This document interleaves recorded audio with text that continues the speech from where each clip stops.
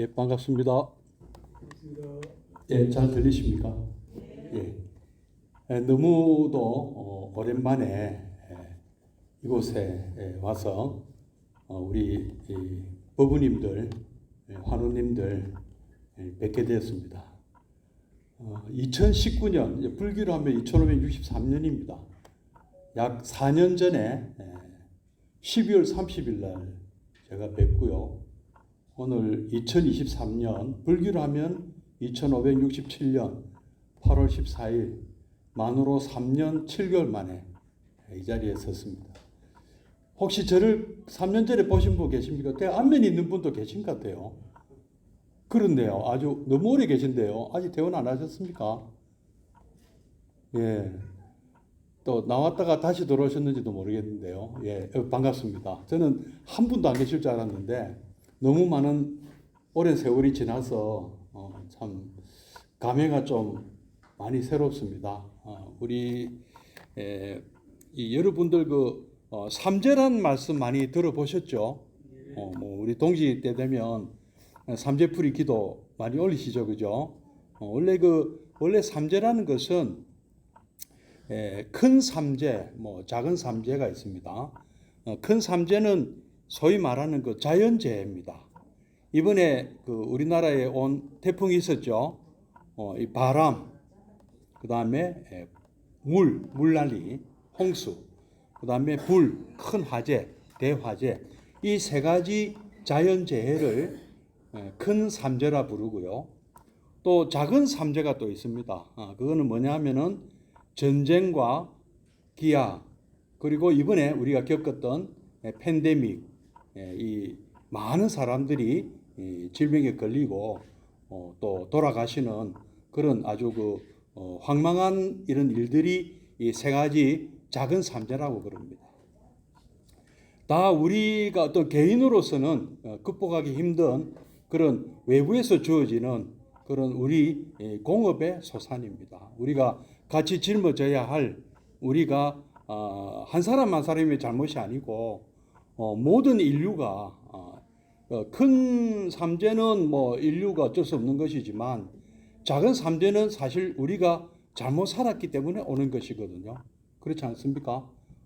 전쟁이라든지 뭐 기아라든지 이 질병은 우리가 얼마든지 사실은 막을 수가 있는 것입니다. 그 막는 방법은 무엇이냐 하면은 그 막는 방법이 바로 부처님의 가르침이었습니다. 그것을 이 인류가 그 가르침에 대해서 잘 몰랐기 때문에 발생한 일이라고 볼 수 있습니다. 뭐 그것은 뭐 우리 전체 인류 전체 차원에서 얘기고 우리는 뭐 그까지 우리가 지금 걱정할 그런 단계가 아니고요. 우리 개인의 문제를 오늘은 주로 말씀드리겠습니다.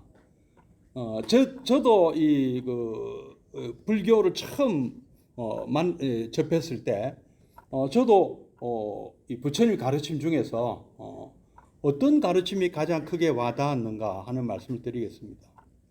물론 우리나라 사람은 아주 어릴 때부터 불교에 사실은 굉장히 뭐랄까 영향을 받고 있습니다. 알게 모르게. 뭐 저 같은 경우는 그때는 국민학교였어요. 제가 다닐 때는. 여기 대부분 다 국민학교 나오셨죠? 초등학교 나오신 분이 잘 안 보이는데. 예. 국민학교 제가 5학년 때인가 수학여행을 갔는데 그 수학여행을 경주에 갔습니다. 부산 살면서. 부산 남일국민학교 제가 나왔거든요. 그래서 기차 타고 경주 가서 불구사도 보고 그 다음에 또 어디 갑니까? 또 그 다음 가는 데가 토암산에 올라서 석굴암 가지 않습니까? 거기서 제가 굉장히 뭔가 좀 불교의 또 불교 문화에 대해서, 불교라는 건 잘 모르고 우리나라의 불교 문화에 대해서 상당히 관심을 갖게 되었습니다. 그렇다고 해서 제가 뭐 불교 신자가 된 건 아니에요. 그러나 부처님 앞에서 뭔가 제가 소원을 한번 빌었습니다.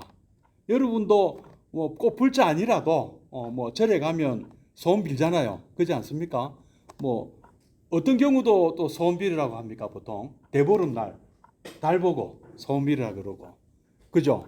추석날 밤에도 뭐 소원 빌으라 그러고, 또 정월 초하룻 날 일출을 보고 또 소원 비리라고 하지 않습니까? 그것처럼 그냥 저는 그때는 뭐 어렸기 때문에 뭐 우리 집안이 불자 집안도 아니고 해서 그냥 너무 그 거룩한 분위기에 부처님을 불상이죠. 부처님이 직접 뵌 건 아니고요. 이렇게 불상을 직접 보니까 너무 거룩해요. 그래서 저도 모르게 부처님한테 소원을 빌었습니다. 그 소원이 이루어졌겠습니까? 안 이루어졌겠습니까?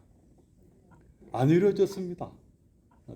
당연히 안 이루어지죠. 왜 안 이루어졌겠습니까? 어린 마음에 제 욕심을 얘기를 했거든요. 부처님한테. 욕심은 잘 안 들어주신대요. 부처님께서.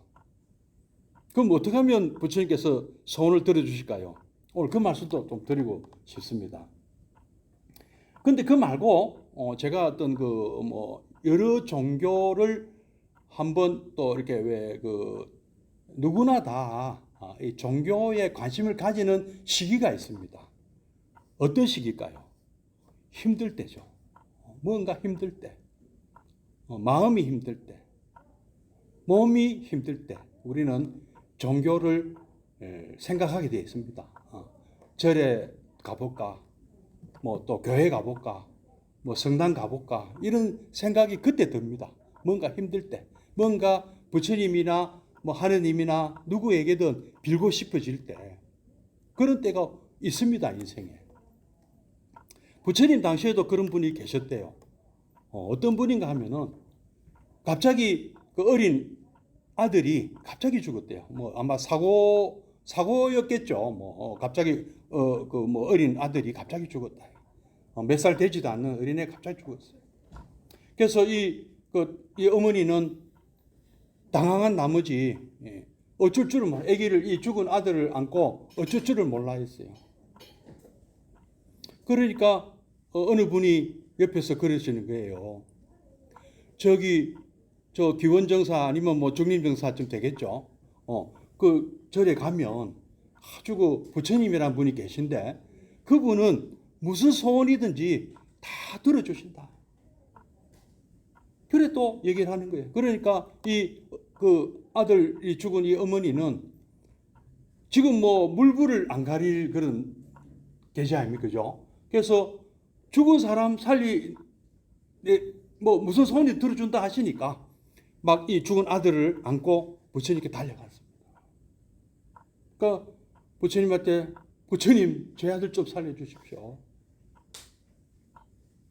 부처님은 출가하실 때 약속하신 게 있잖아요. 출가 동기가 있잖아요. 무엇 때문에 출가하셨습니까? 생로병사를 극복하기 위해서 출가하셨잖아요. 이 태어나서 늙고 병들고 이 죽는 것을 해결하기 위해서 부처님은 출가하셨잖아요.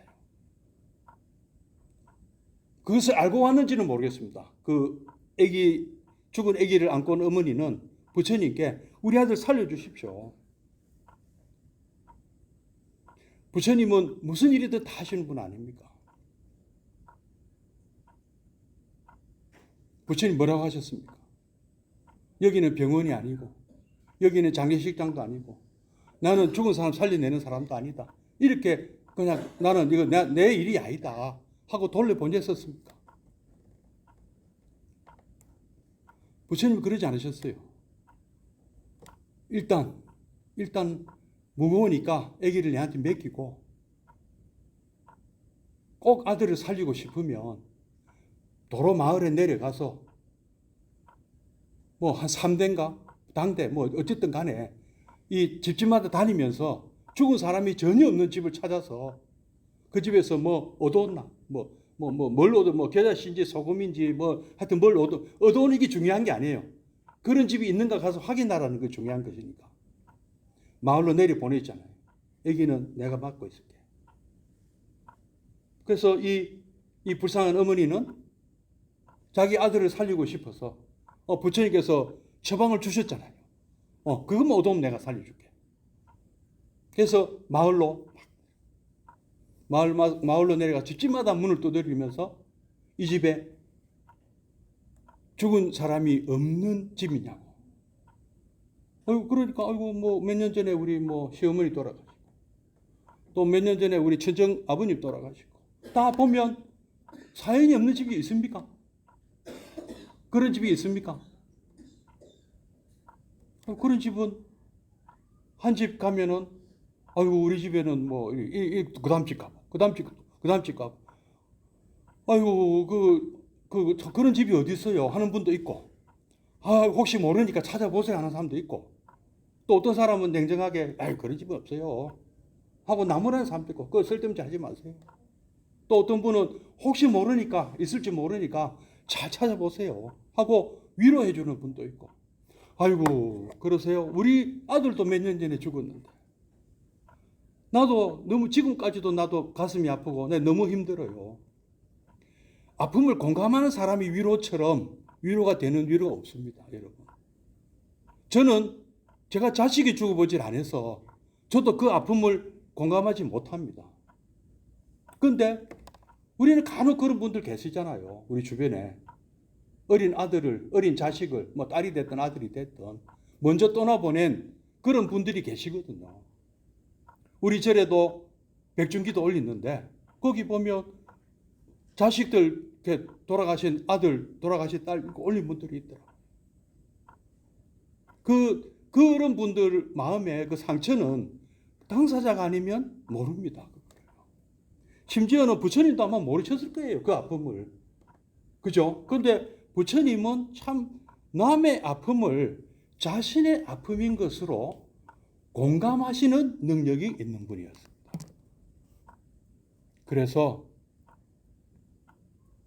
그래서 출가하신 거예요.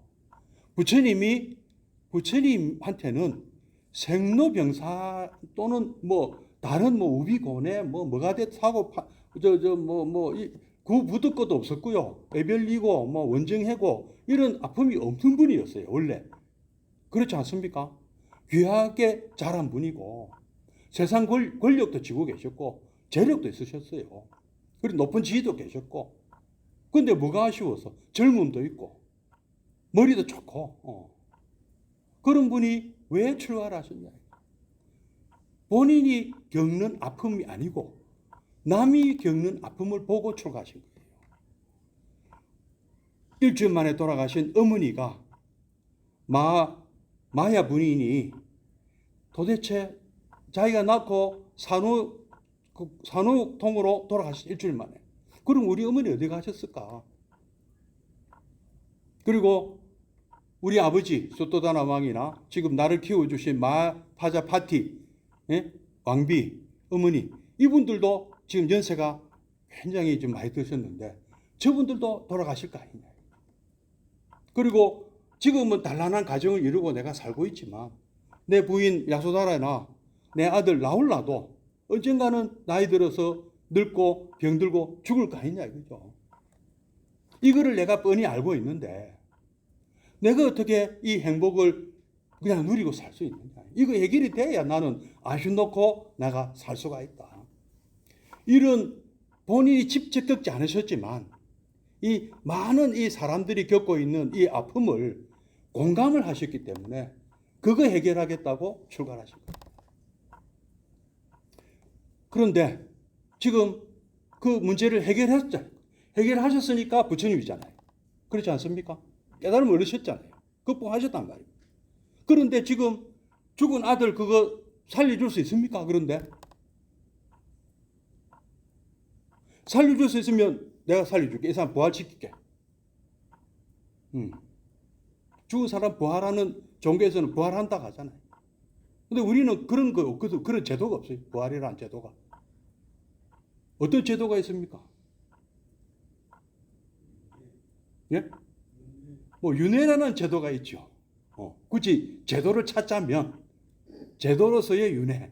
근데 윤회도 보통 사람들이 생각하는 그런 윤회하고 윤회가 달라요. 지금 윤회가 있다 없다 이 논쟁이 막 있는데요. 윤회가 있다고 보면 있는 거고 없다고 보면 없습니다. 그러나 보통 사람들이 생각하는 그런 윤회는 아니고요. 불교에서 주장하는 윤회가 따로 있습니다. 그 윤회는 있는 거예요. 근데 우리가 윤회를 하겠다는 삶입니까? 아니면 하지 말자는 삶입니까? 부처님은 하지 말자는 거잖아요. 그 윤회는 죽었다 살아났다 죽었다 살아 이거 얘기하시는 게 아니에요. 지금 뭔가 우리가 잘못 생각하고 살고 있다는 거죠. 이 흐름을 바꾸자는 거예요. 이 흐름을. 자, 그러면 아까 그 여인은 어떻게 됐습니까? 그 마을을 모든 집을 다 다닐 필요가 있습니까? 없습니까? 그 마을이 얼마나 큰 마을인지는 몰라도 한 3분의 1이나 한 절반쯤 다니고 깨달았어요. 뭘 깨달았습니까? 다 죽는다는 거죠. 사람은 누구나 죽는다. 이 깨달았습니다. 깨달아서 이제 그 다음에 그러면 내가 지금 뭘 해야 되느냐 이거죠. 그래서 부처님 찾아오죠. 부처님, 이제 저는 무엇을 해야 됩니까? 생로병사를 극복하는 이 가르침을 배워라. 그래서 비구니가 되죠. 스님이 되시죠. 아주 훌륭한 스님이 되시죠. 그러면 그 비구니 그리고 우리 부처님 그리고 부처님이 걱정하셨던 부처님의 아버님, 어머님, 부인, 아들 다 지금 살아 있습니까? 지금 안 계시죠? 안 계십니다. 그러면 부처님은 무엇을 극복하신 거예요? 생로병사를 극복하셨다 그러는데 우리가 처음부터 안 태어나면 돼요. 그죠? 안 죽으려면 안 태어나면 됩니다. 이 농담이 아니에요. 부처님 답입니다. 태어나지 않았어야지. 왜 태어났어? 태어났기 때문에 우리는 늙고 태어났기 때문에 병들고 태어났기 때문에 죽는다. 원리를 한번 생각해 보세요. 부처님은 그 원리를 생각하신 거예요. 왜 우리는 태어나게 되었는가? 우리는 소위 말하는 이 태어남이라는 것은 있지도 않는 존재를 우리가 있다고 믿기 때문에 태어나는 것이다. 이런 식으로 역추적을 해석하기 시작하신 거예요. 그리고 그 뿌리를 찾아 올라가니까 무명이 나와요. 무명이 뭔지는 저도 잘 모릅니다. 그냥 우리가 잘 모르는 이 상태 이걸 무명이래요. 우리 잘 모르는 거. 뭘 모르는 거. 어떻게 이 세상의 원리가 진행이 되고 있는가를 모르는 거. 왜 우리는 태어나고 왜 우리는 늙고 병들고 죽어가는 이 원리를 우리 모르기 때문에 우리는 불행한 거예요. 그래서 여러분들 이유 없이 아팠죠. 처음에는. 아니 처음에 여기 오실 때 처음부터 막 이렇게 아파서 온 분도 잘 없어요. 모르거나 병이 났는데도 모르거나 좀 진행이 되고 아이고 못 견디겠다 하면 오십니다. 대개 보면 자각정세가 있어야 온다 이 말씀입니다. 자각정세 없는데도 알 수는 있어요. 언제? 정기검진 받을 때. 그죠? 나는 몸이 하나도 나는 안 아픈 줄 알았는데 종합검진 받아보니까 아픈 데가 있어요. 이거 뭐야? 암이 있네? 그건 자각정세가 없기 때문에 그제서야 발견하는 거예요. 자각정세가 있는 사람은 그래도 뭐랍니까? 행운입니다. 행운. 자각정세가 있다는 것이 행운이에요. 불교도 마찬가지입니다. 불교도 우리 발등에 불이 떨어져야만 부처님을 찾아. 아까 그 여자처럼 아들이 죽으니까 부처님 찾아온 거잖아요. 그렇지 않습니까? 대부분 저도 마찬가지. 저도 불교를 처음 찾을 때 그렇게 찾았어요. 내 죽은 아들 살려달라는 심정으로 부처님 찾아왔습니다. 제게 딱 와닿는 첫 말씀이 뭔 줄 아십니까? 네가 이때까지 너무 건방지게 살았다. 남을 존중할 줄은 널 몰랐다. 한 번도 남의 아픔을 공감할 줄을 몰랐다. 갑질할 수 있을 때 갑질 다 했고 남을 무시할 수 있을 때 남을 계속 무시했고 한 번도 내 잘못을 반성한 적이 없다. 네 잘못을 반성한 적이 없다. 넌 한 번도 남을 존중한 적이 없다. 남에게 좋은 말 한 적이 없다. 남에게 베푼 적이 없다. 남에게 잘못을 인정한 적이 없다고 하셨어요. 저보고. 부처님 말씀에서 제가 받은 그 느낌이 그랬습니다. 첫 번째 가르침이 네가 대하는 모든 분을 부처님으로 보라. 저는 한 번도 그렇게 해본 적이 없거든요. 부처님은커녕 존중할 줄도 몰랐습니다. 꼭 나보다 높은 사람, 사장님, 회장님, 아주 높은 사람들은 제가 존중했죠. 왜? 제 월급을 주니까. 제 고객들. 네? 할 수 없이 그건 마음에서 우러나서 존중한 게 아니고 먹고 살기 위해서 하는 척 했죠. 진짜로 제가 존중하고 존경한 적 없거든요. 진짜 그분을 정말로 사랑하고 한 적도 없고 저보다 높은 사람도 그런데 저보다 비슷한 레벨이나 저보다 못한 사람들을 제가 존경했겠습니까? 존중했겠습니까? 못 했습니다. 할 줄을 몰랐어요. 그래야 된 줄을 몰랐다 이겁니다.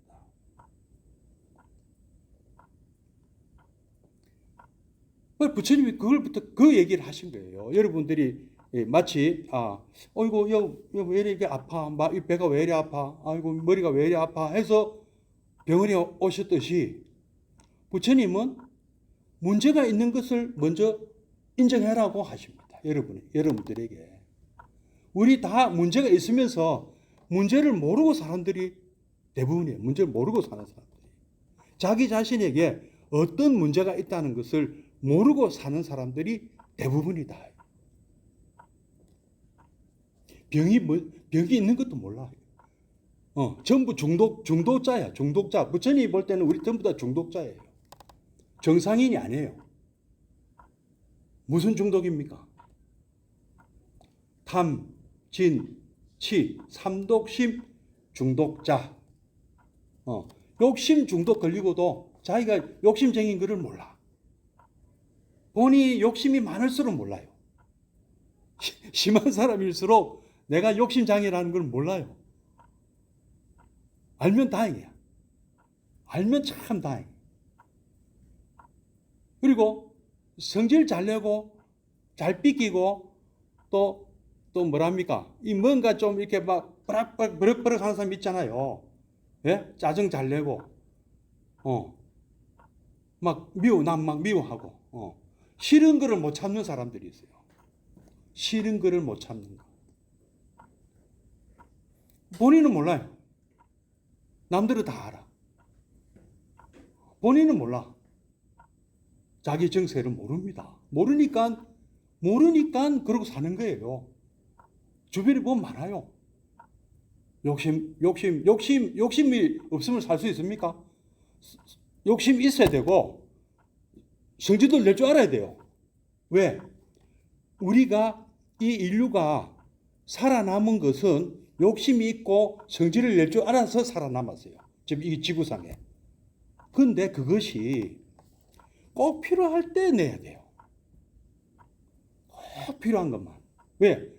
우리는 살아있기 때문에 안 낼 수는 없습니다. 욕심 안 내고 살 수 없습니다. 우리는 왜? 그게 중생이에요. 중생이란 말은 살아있는 생명체라는 얘기예요. 다른 얘기가 아니고. 유정이라고도 하잖아요. 영어로 living being, 살아있는 존재라는 뜻입니다. 살아있기 때문에 먹어야 되잖아요. 그죠? 입어야 되잖아요. 사람이니까. 짐승 같으면 안 입어도 돼. 근데 사람이기 때문에 입어야 돼. 옷도. 그리고 잠도 자야지. 사골세방이라도 있어야지. 달새방이라도 있어야 되고, 이왕이면 아파트면 더 좋고, 그것도 강남에 있으면 더 좋겠지.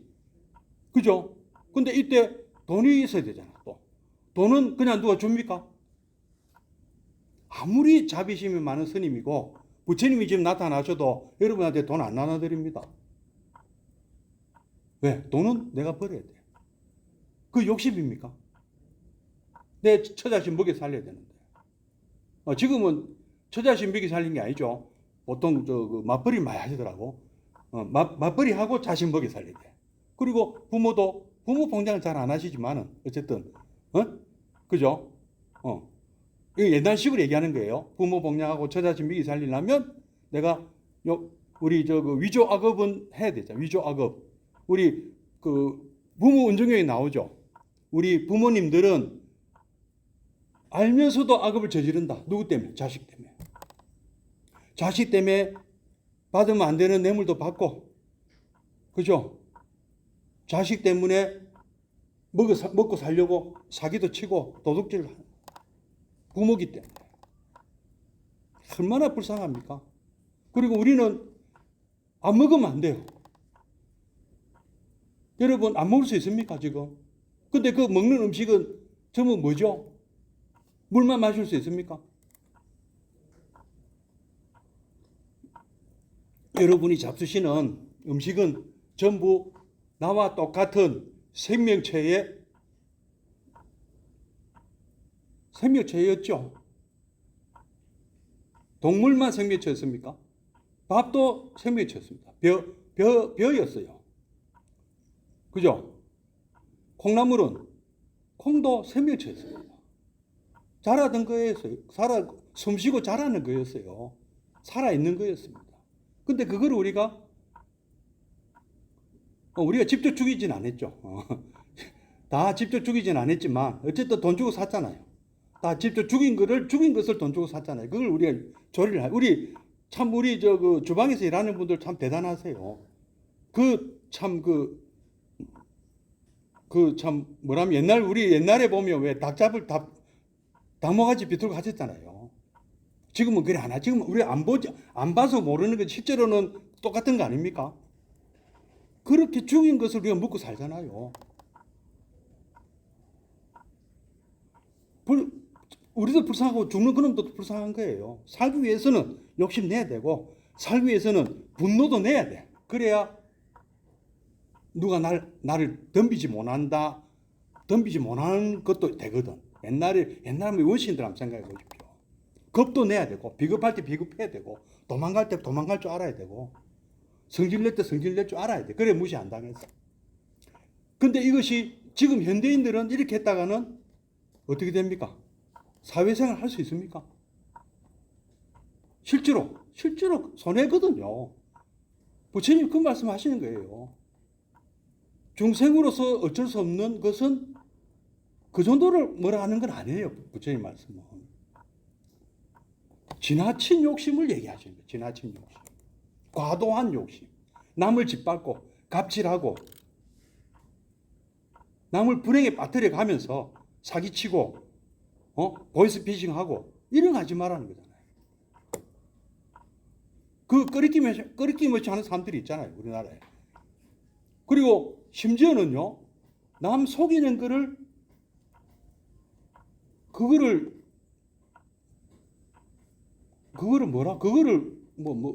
기술로 봐. 거를. 예?